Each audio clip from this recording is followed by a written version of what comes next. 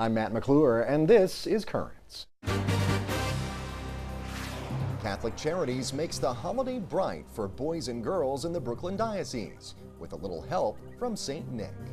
We try to keep Christ in Christmas, even in the midst of what seems to be a focus on receiving presents, material presents. Plus, find family-friendly films to fill your Christmas season. David DeSerto of Real Faith helps me break them down. And local students give the gift of theater. For me, Christmas isn't just about the presents, it's about Jesus' birth and caring for all.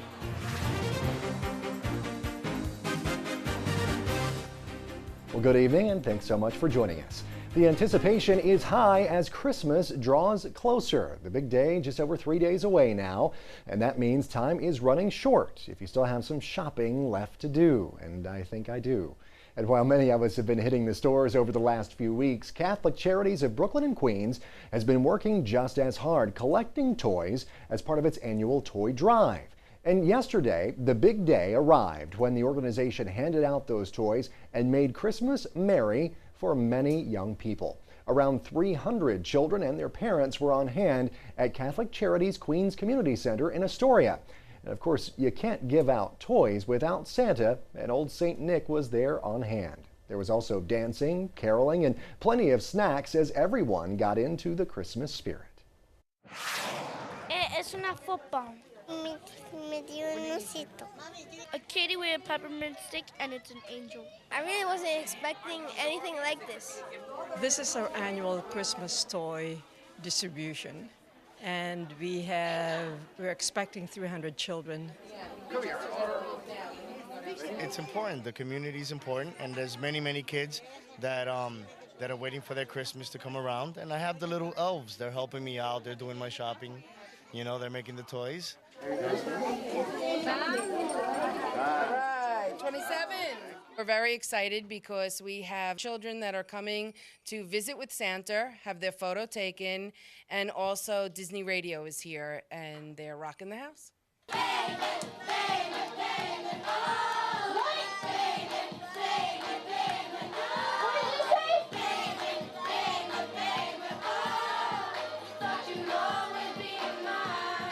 I think for many of the people that attend the community center and seek out assistance here, they are either low wage or unemployed and have difficulty providing for their families. So at Catholic Charities, we're able to give that extra assistance. And so for some of the children, this might be the only gifts that they're receiving during this holiday. No tengo para darles, no estoy trabajando, ni mi esposo tampoco. Si no fuera por ellos, no recibirían ningún regalo ellos ahora, hoy. I've been having a lot of problems with my family. I lost a daughter last year, and I'm trying to make something up for my children. I just made myself better, and my kids, you see a smile on my kids' face, because I really can't afford nothing. These are families of our consumers who have met with their caseworkers. Their caseworkers know what their needs are, and so they have toys for specific children, the exact age and gender of the children. Many of us who are case managers know the situation with each individual family. It's not just someone coming out from the cold. So we tend to know exactly what their particular needs are, from clothing, from shoes, toys also. And at a certain age, we also give gift cards. When they're teenagers, like 16, 17, they more or less know what they want. It comes with a car and a truck. We came here for presents. I'm waiting for the presents. The toys come from several of the parishes in the Diocese of Brooklyn. They've got different parishioners come and contribute toys. People to also donate money, so gift cards can be bought for the parents. Then this way the parents can shop for their own families. Some of them would rather spend the money on food, especially at this time when there's so much hunger. Do you know where these toys are coming from? Yeah, Santa Claus, and the church. Even in the midst of what seems to be a focus on receiving presents, material presents, they're reminded that it does come from someone who chose to to be generous in the spirit of Christmas. And we hope in that way we keep Christ in Christmas.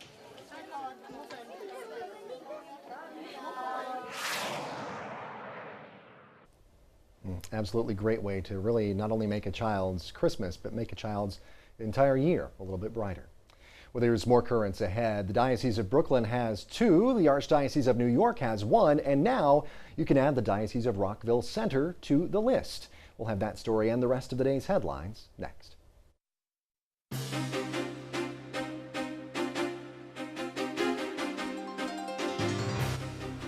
Welcome back to Currents. I'm Matt McClure. Coming up later, students at one Brooklyn school show their appreciation to a generous supporter. First, though, let's have a look at today's headlines.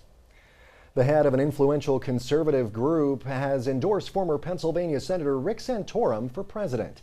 The organization, called the Family Leader, could not itself come to a consensus on a candidate, but its president, Bob Vanderplatz, decided to personally endorse Santorum. Vanderplatz says that Santorum, who is one of 2 Catholics vying for the Republican presidential nod, is a champion for the family. Every time, whether it was the Thanksgiving Family Forum, or whether it was a debate stage, or whether it was in a hostile environment, he always brought the issues of the day back to the family. If it was limited government, he brought it back to the family. If it was a thriving economy, he brought it back to the family. Everything he brought back to the family, and he has been a stalwart and a soldier for the sanctity of human life and God's design for the family in one man, one woman marriage. Well, Santorum has lagged behind considerably in presidential polls. He was one of 3 candidates, along with Texas Governor Rick Perry and Minnesota Congresswoman Michelle Bachmann, to sign the Family Leader's marriage pledge. Former House Speaker Newt Gingrich, the other Catholic in the race, provided a written response to the pledge, promising to remain faithful in his marriage and respect the marriages of others. Gingrich also pledged to defend the constitutionality of the Defense of Marriage Act, which defines marriage on the federal level as between a man and a woman. Well, from Alabama, the state's Catholic bishops there are part of a group that are urging Governor Bob Bentley to support efforts to repeal the state's strict immigration law. In a letter, the leaders of the Catholic, Methodist, and Episcopal churches say the immigration law violates the Constitution. Birmingham Bishop Robert Baker and Mobile Bishop Thomas Rohde signed that letter. The abbot of the Benedictine Society of Alabama, the prioress of the Benedictine Sisters of Coleman, and the heads of the Methodist and Episcopal churches in the state also signed on. Now, among the more controversial parts of the immigration law is a provision requiring schools to collect information about the immigration status of students. A priest on Chicago's South Side who was beaten in his church's rectory 2 weeks ago returned to Mass on Tuesday. Father Daniel Millett was awoken in the middle of the night back on December 6th in the rectory of St. Margaret of Scotland Church. 2 men beat and robbed the priest and stole $600 before fleeing the scene. Father Millett said he appreciates the gift of life. After taking part in Mass, he handed out gifts to students at the parish school. Well, the Archdiocese of Boston has been denied a property tax refund for a church that's been closed since 2004. According to reports, the Archdiocese was seeking around $140,000 it paid from the 2008 through 2011 fiscal years. It argued that the parishioners occupying the church to protest its closing constituted a religious use of the property. The Massachusetts Appellate Tax Board ruled, though, that the Archdiocese had not sanctioned the parishioners' activities and therefore it forfeited tax-exempt status when it closed the church. Well, turning now to Ireland, where victims of clergy sex abuse will get a chance to meet with a retired bishop who oversaw a diocese while abuse allegations went unreported. The current Bishop of Cloyne, Dermot Clifford, said that victims will have the opportunity to meet with his predecessor, Bishop John McGee, and also Monsignor Dennis O'Callaghan, who had been in charge of child protection. Now, the news came at the same time as the release of the final chapter of a report detailing how Bishop McGee and Monsignor O'Callaghan handled 11 complaints against a priest. Well, the Archbishop of Prague has offered his tribute to former Czech President Václav Havel. Archbishop Dominik Duka said that had been imprisoned with Havel in the 80s, and in a statement, Duka says that all Czechs, regardless of religious or political belief, owe Havel honor and thanks. Havel died Sunday at the age of 75. Now, a memorial march for Havel got underway today in Prague. His horse-drawn coffin paraded through the city streets there. Havel's state funeral will be held on Friday. The Archbishop of Kirkuk blessed a memorial to the Christian martyrs killed there since 2003, the year the U.S. began military operations in Iraq. The memorial commemorates 36 Christian martyrs killed in Kirkuk over the last 8 years. Archbishop Louis Sacco called the monument a gesture of reconciliation for all Iraqis. Well, the Pakistani Christian woman found guilty of blasphemy and sentenced to die is reportedly looking tired and aged. Asia Bibi has spent more than 2 years in jail after advocates say she was falsely accused of blasphemy and sentenced to death by hanging. In an interview with Asia News, she says she lost all sense of celebration when she was arrested back on June 9, 2009, a day she calls the most painful of her life. She says she wants to be with her family and she hopes that she will one day be freed. Her case is still under appeal. In other news, actor Martin Sheen says his movie The Way was only seen in the U.S. thanks to his son, actor Charlie Sheen. In an interview with the UK newspaper The Catholic Herald, the elder Sheen says his son Charlie provided the needed funding in order to recut The Way for the U.S. market. In the movie, Martin Sheen plays a father who walks the way of St. James in Spain after his son dies unexpectedly while making the same walk. In the movie, the part of the son is played by Martin Sheen's other real-life son, Emilio Estevez, who also produced and directed the film. Well, at his weekly general audience today, Pope Benedict spoke about the meaning of Christmas. In the birth of Jesus, God comes to us and asks us to receive him so that he can be born in our lives and transforms them and our world by the power of his love. The Christmas liturgy also invites us to contemplate Christ's birth against the backdrop of his Paschal mystery. Christmas points beyond itself to the redemption won for us on the cross and the glory of the resurrection. May this Christmas fill you with joy in the knowledge that God has drawn near to us and is with us at every moment of our lives. Well, during today's audience there, the Pope extended a special greeting to all English-speaking pilgrims, including groups from the U.S. and from Singapore. And Benedict gave an early Christmas gift to our neighbors in the Diocese of Rockville Center. As first reported on the website 27 East, the Pope has designated Sacred Hearts of Jesus and Mary Church in Southampton Village as a basilica. It's the first basilica for the Diocese of Rockville Center. Sacred Heart of Jesus and Mary Church is more than 100 years old, and it'll be the 70th minor basilica in the U.S.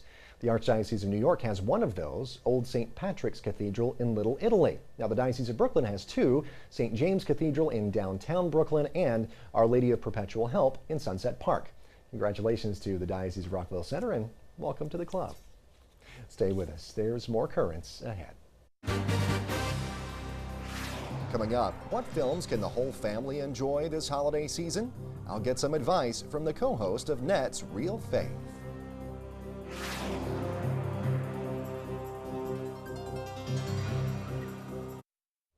Welcome back. Well, 'tis the season for Christmas movies.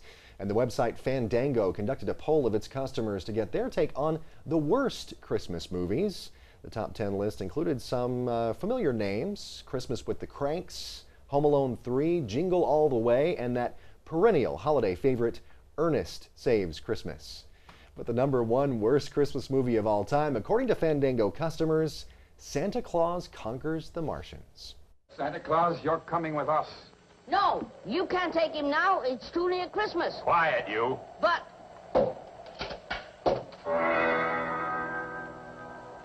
We don't want to hurt you, Santa Claus, so come along quietly.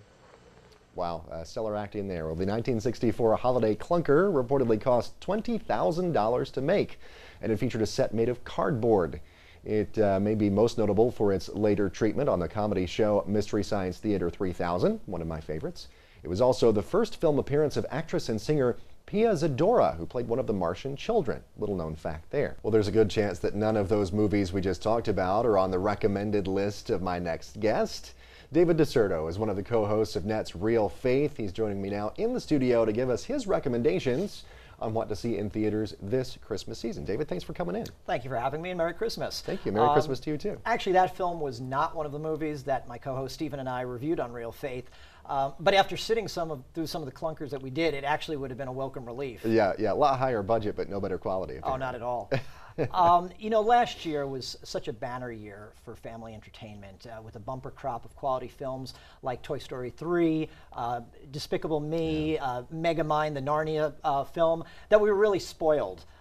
This year, not so much. The pickings are slim, as they say. The pickings are slim, particularly for parents now with children at home from Christmas break, and they're trying to figure out some way to keep them entertained. Sure. But I think concerned Catholic parents can actually still choose from a number of solid options. That's great. I think starting off with a film for the whole family. You can't go wrong with the Muppets. Absolutely. I've heard a lot of good things about the Muppets. It's actually now, I think, one of my nieces, she's 9 now, it's one of her favorite movies, I think, of all time. She's kind of obsessed. You can't go wrong with Kermit and Miss Piggy. They haven't been on the screen for 12 years. It's hard to believe. Wow. And my only question is, why did it take so long? Yeah.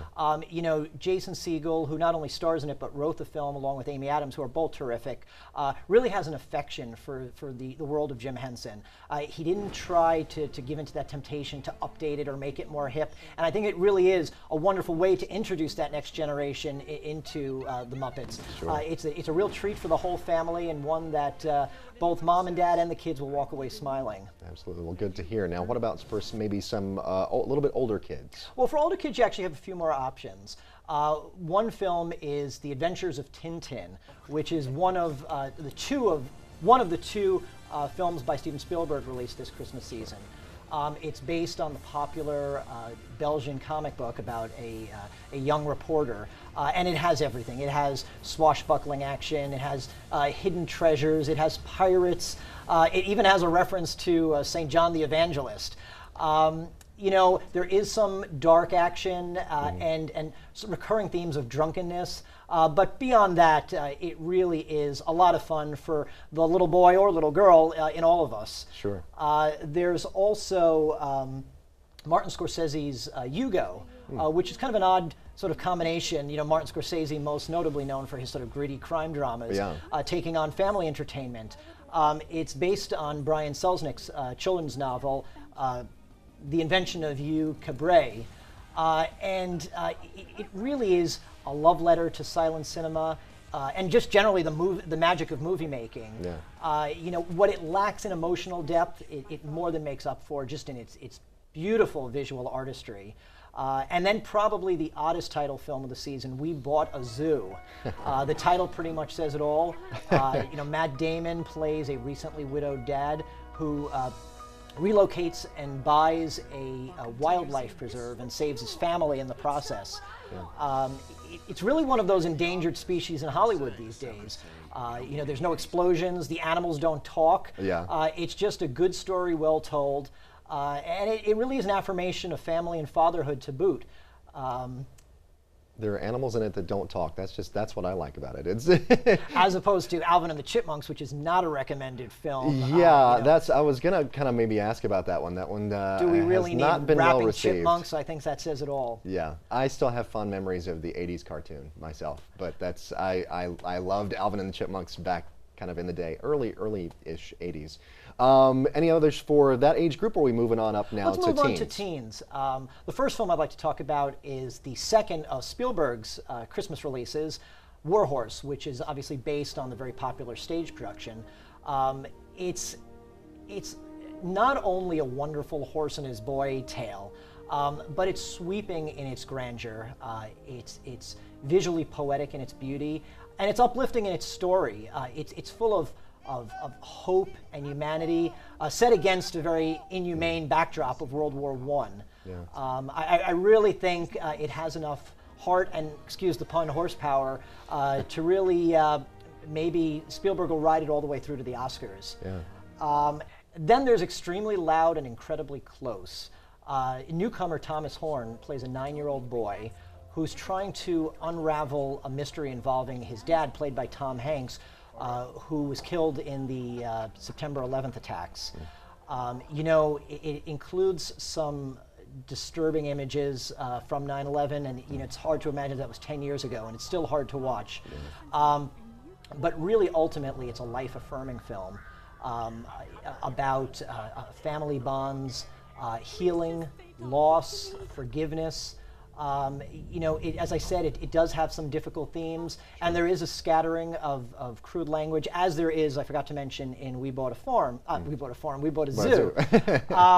But I really think it is a worthwhile film to see, and for parents to not only go with their kids, but really to talk about the events and the whole, I think, topic of bereavement, particularly of the loss of a parent. Sure, absolutely. And quickly here, as we wrap up, anything for the adult crowd? Yeah, mom and dad, after the hustle and bustle of the holidays, they deserve a night out at the movies as well. I would recommend The Artist. It's a black and white silent film in our age of 3D IMAX. But it's amazing how much it says without saying a word. Wow. And if you're hunting for an action film, then Ethan Hunt is your man, once again played by Tom Cruise. Mission Impossible 4, Ghost Protocol, the best in the series. It has some of the most thrilling action sequences, the recent memory. And if you want to stay home and just throw a film in the DVD player, you can always rent Midnight in Paris, which is just recently out on Blu-ray and DVD. For total disclosure, my wife actually worked on the film, but it really is a charming film. It's one of Woody Allen's best, and who wouldn't like a couple of hours in Paris? Absolutely. Well, I know I sure wouldn't. Well, it sounds like there are movies out there. The pickings may be slim compared to last year that kind of spoiled us, but there are movies out there for folks to be able to watch. David DeSerto with Real Faith, co-host of Net's Real Faith. Thanks for coming in. Really appreciate it. Thank you very much. I appreciate it. Thank you. Well, stay with us. There's much more Currents ahead. When we return, it's the performance of the season for these local students. Oh, come, let us adore in Christ the Lord.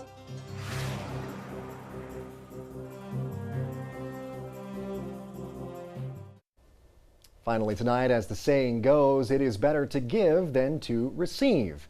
And there's no better place to see that on display than at Queen of Rosary Catholic Academy here in Brooklyn. One man has given so much to allow the school to thrive, and he just keeps on giving. Among the highlights of the year, there is an annual Christmas party he hosts at the school for the children. And it's an event that features Santa, games, and plenty of singing. It's also an opportunity for the students to show their appreciation for one man's endless generosity. Oh, come, let us adore him. Oh, come, let us adore in Christ the Lord. Today is extremely important because after I can't even tell you how many years, Morgan Stanley, one of the former employees, Robert Garland, who is also a board member of Futures in Education, him and his family have done such a wonderful job in keeping in contact with the school, giving back to their community, to a partnership that they always knew and loved. So this day marks a day to really celebrate that partnership, and what better time than Christmas. He comes once a year, right before Christmas, around his birthday, and presents gifts to each child in the school. He pays for a show to be the entertainment for the children, and he brings Santa. And he also plays a game, which I hope he plays this year, Who Wants to Be a Millionaire? And the kids love it. I think that the product that they produce is wonderful. I've seen students come through the program that go on to good high school educations and college and grow up to be, great contributing members of society, and hopefully they'll come back and do the same thing and help the next generation. I really hope that people will follow in his footsteps and what he's doing, because he loves the children, he loves coming here.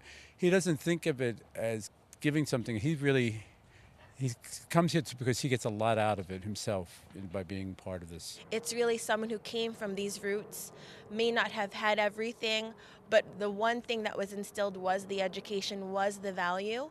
And for that person to give back so strongly in any way they can, even when they're not needed to, just to give from the goodness of the heart, really that just shows the true Catholic and Christian values that exist and that truly stay with someone.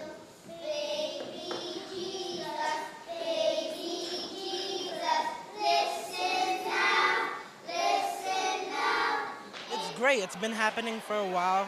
The first time this happened here was in the 4th grade for me. And I'm probably never going to forget it. For me, Christmas isn't just about the presents, about Jesus' birth and caring for all. That certainly makes my Christmas, I'll tell you that. It gets you in the Christmas spirit. My hope for the children of Queen of the Rosary Academy today is to realize the gift that they've been given of a Catholic education, of the strong moral and Catholic values that are instilled through their teachers, through the staff of Queen of the Rosary, and really to one day give back and be appreciative of the blessing they have.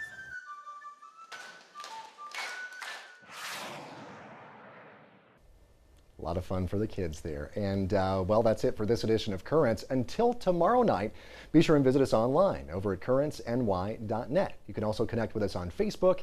You can follow us on Twitter as well. And maybe, you'll have a comment, a question, or a story idea. You can email that to us. Feel free to do it. Our email address is dropusAline@currentsny.net. For all of us here at Currents, I'm Matt McClure. Thank you so much for watching. Have a great night.